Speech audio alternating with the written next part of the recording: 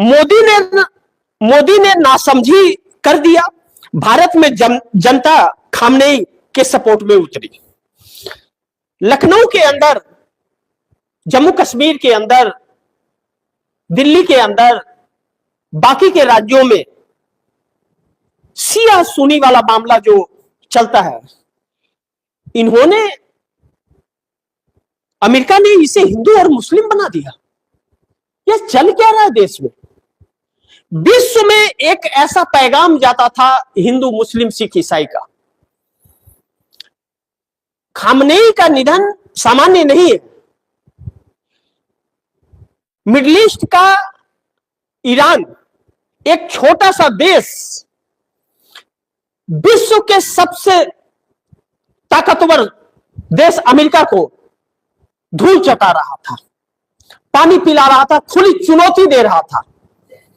विश्व में सबसे बड़ा देश और सबसे बड़ी आबादी वाला देश, भले कंगाल हो, झूठे आंकड़े हो, लेकिन भारत है। और मेरा भारत महान था, हम फैसले लेने में जाने जाते थे। दो जंग लड़ने वालों को शांत करने के लिए भी जाने जाते थे। विश्वगुरु बनने निकले थे। कहां है विश्वगुरु? और मोहन भागवत कहां है, जो कह रहा था बोले कि मोदी कहता है तो दुनिया सुनती है? कहां है? सामने नहीं आ रहे ये लोग।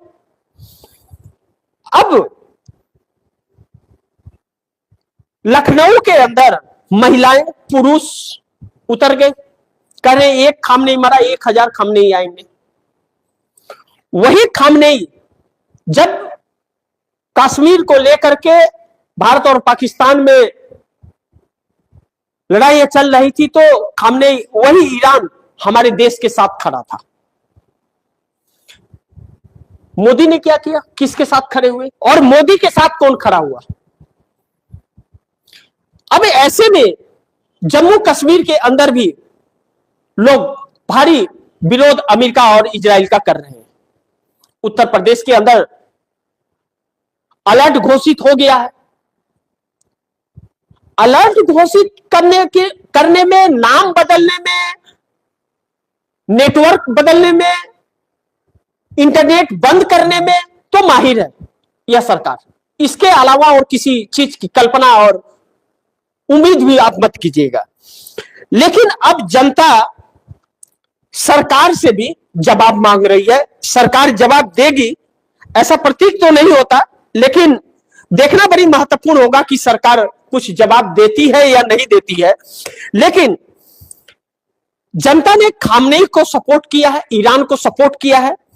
और दूसरी बड़ी महत्वपूर्ण बिंदु यह है कि रमजान का महीना, रोजा का दिन, और ऐसे दिन में, ऐसे वक्त में यह सब कुछ किया गया है कि जो कभी भी इसका सपोर्ट कोई नहीं कर सकता। और अमेरिका और इजराइल ने मिलकर के यह जो किया, मोदी की सहमति थी कि नहीं थी, लेकिन मोदी के बयान सहमति की तरफ इशारा कर रहे हैं।